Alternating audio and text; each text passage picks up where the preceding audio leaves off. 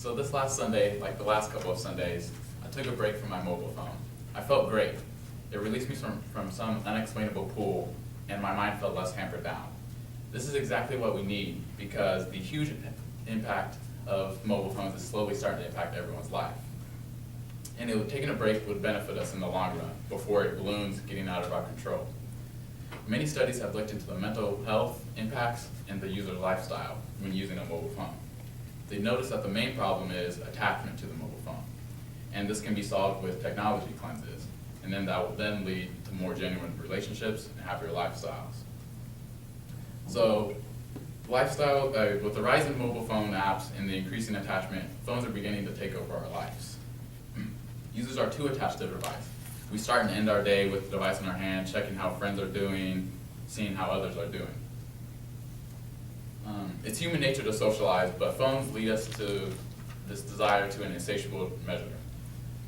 A study done by researchers from Korea University used brain imaging scans to see the brain's activity of those who were addicted to mobile phones, and concluded that the addicted brain had much higher levels of GABA, a neurotransmitter that inhibits neurons, than levels of glutamine levels, which excite neurons.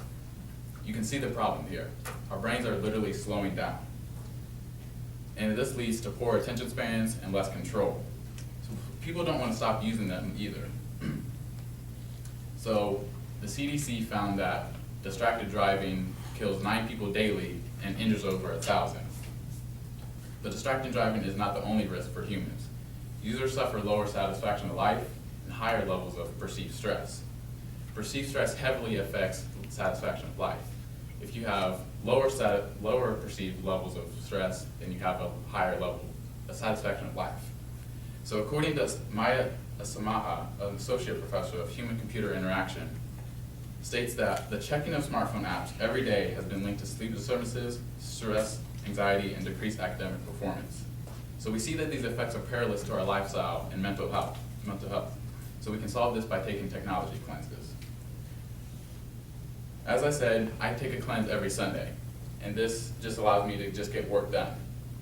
Getting away from the phone lets me do any outstanding tasks that I had throughout the week, and it allows me to reflect and meditate on how consuming phones really are. So we could be much happier. We can gain the ability to talk to one another again and have genuine relationships.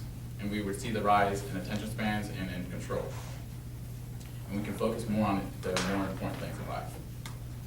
The evidence is just starting to be concrete, but we need to be ahead of the game and avoid these impacts. So imagine with me, without these impacts, the trend of addiction will be sure to rise and bring effects such as anxiety, depression, and lower satisfaction of life. Without the breaks, we will continue to fail at communicating effectively and deprive ourselves of true social connection. Indifference towards others will grow with our lack of ability to socialize with each other. But if we do decide to cleanse ourselves every once in a while, not every Sunday like me, we'll be able to kind of come together again and truly enjoy life. We can experience what it's like to actually enjoy a loved one's presence, appreciate the silence, and take in the environment around us. If we detach ourselves from our mobile phones, we can experience a much happier life. I believe that smartphones are detrimental to mental health. Rising numbers of studies to back it up.